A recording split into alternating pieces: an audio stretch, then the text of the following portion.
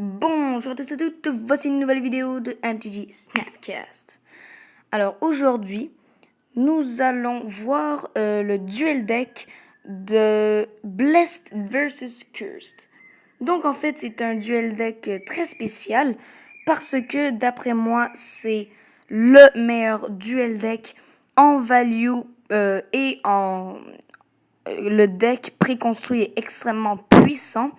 Pourquoi? Eh bien, parce que les cartes que Wizard of the Coast offre sont beaucoup plus puissantes et il y en a plus qui sont vraiment fortes. Donc, en général, les dual decks, d'après moi, c'est une bonne idée. Mais bien évidemment, Wizard of the Coast veut faire de l'argent. Donc, ils mettent le moins de cartes bonnes possible à l'intérieur et mettent le prix extrêmement cher. Donc, cela fait que le deck en Blessed vs Cursed n'est pas super bon et coûte beaucoup trop cher. Et comme Wizard of the Coast vient juste de supprimer les event decks et les clash packs, non, les intro packs et les clash packs, moi je crois que c'est pour une et seule raison, c'est pour améliorer les duel decks. Donc, les duel decks sont, oui, en général, extrêmement moyens, je dirais. Mais ce que j'aime dans les duel decks, c'est qu'on peut tout de suite enlever la boîte et on peut faire un duel. Donc, c'est vraiment ce que j'aime dans l'optique des duel decks.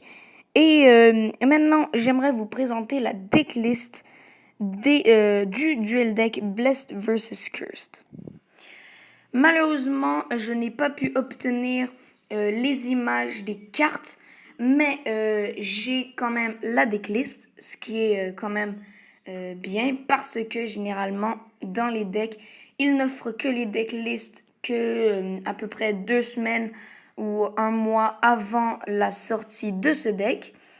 Donc, celui-ci, c'est Cursed. Donc, en fait, il y a beaucoup de créatures.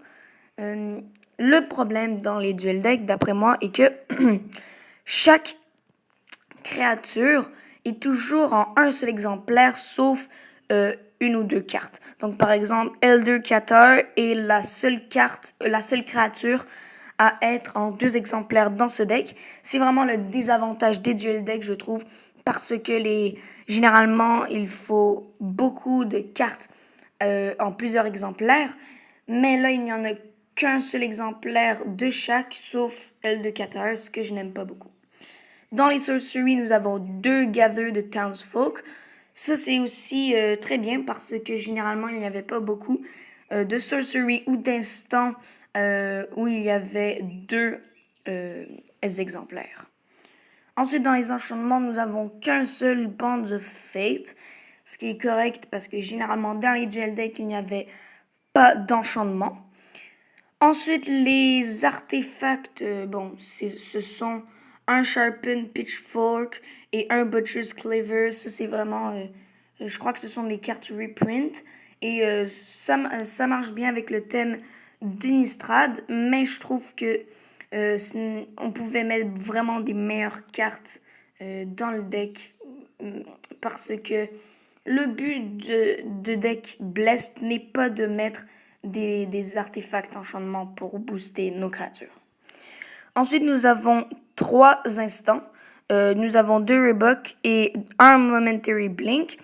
J'aurais préféré qu'ils mettent un Momentary Blink et un Cloud Shift. Parce que Cloud Shift coûte 1 blanc, tandis que Momentary Blink coûte 2. Mais par contre, il peut se faire flashback. Ensuite, nous avons les lands. J'aurais aimé qu'ils mettent plus d'un Seraph Sanctuary. 4 Tranquil Cove, je crois que c'est correct, mais encore là, ils auraient pu mettre des Pain Land à la place des lands de Cans. Tandis que les Others, je ne sais pas pourquoi ils n'ont pas mis les Topolgeist dans les créatures, mais les Topolgeist sont vraiment des extrêmement bonnes créatures. Le désavantage peut-être avec Topolgeist est qu'il n'est pas un humain, c'est plutôt un spirit, donc C'est un peu ça le problème avec Topplgeist, puisque le but de ce deck est vraiment centré sur les humains. Mais ce qui est bien en même temps, c'est que Topplgeist est en 2 exemplaires. Ensuite, nous avons un Eerie Interlude. C'est vrai que j'aurais aimé avoir 2 Eerie Interludes, mais il n'y a jamais eu dans l'histoire des duel decks 2 rares du même exemplaire. Ensuite, nous avons un Pour Over the Pages. C'est pas si bon que ça, mais c'est bien d'en avoir un quand même. Je trouve que il n'aurait peut-être pas dû le mettre en même temps dans ce deck-là. Ils auraient peut-être dû le mettre dans l'autre deck, celui de Cursed.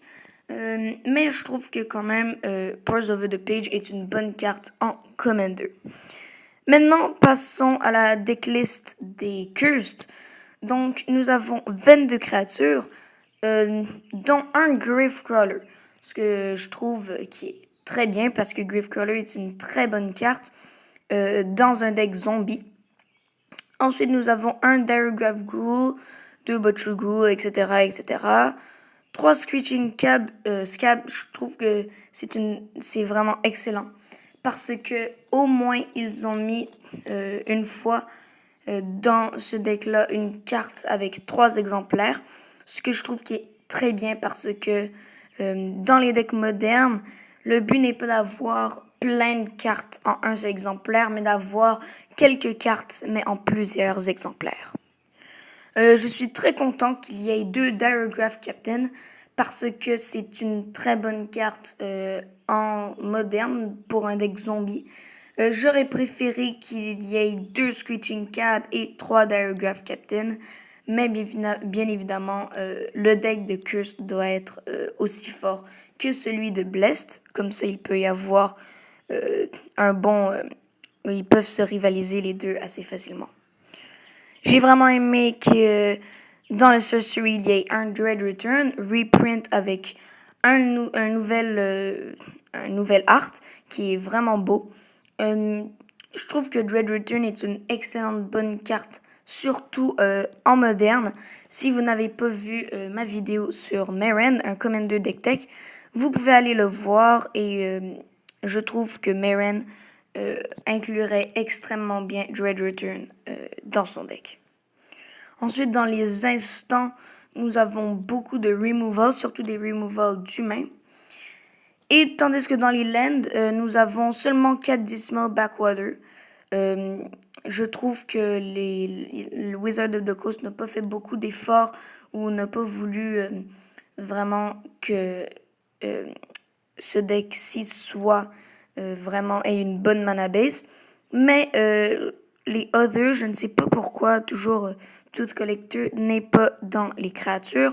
Mais j'aurais aimé que Tooth Collector soit au moins en 2 exemplaires. Nous avons aussi un Compelling Deterrence, ce qui est extrêmement fort.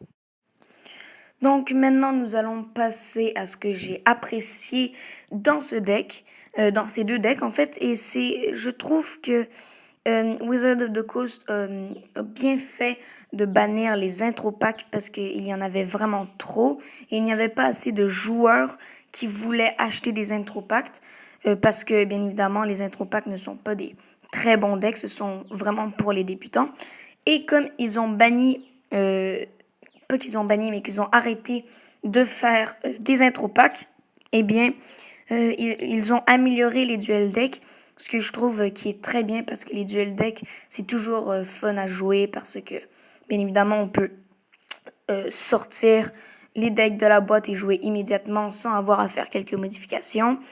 Et donc, c'est ce que j'aime vraiment des duel decks. Et comme ils l'ont amélioré, ça va augmenter l'appréciation de l'expérience des joueurs qui ont testé ce duel deck. J'espère qu'ils vont faire de même pour chaque autre duel deck qui vont sortir.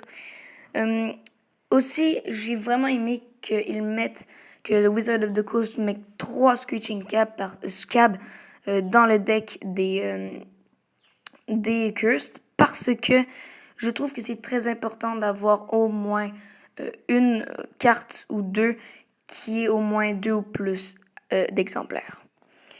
Donc, c'était mon review sur Blessed vs. Cursed, le duel deck. Et j'espère que vous avez apprécié cette vidéo. J'espère aussi qu'elle vous a aidé à comprendre mieux les duel decks d'avant et ce duel deck en ce moment. J'espère que vous avez aussi appris la différence entre le duel deck Best vs Cursed et les autres duel decks qui étaient un peu moins bons que celui-ci. Et on se revoit pour une prochaine vidéo. Allez, à bientôt.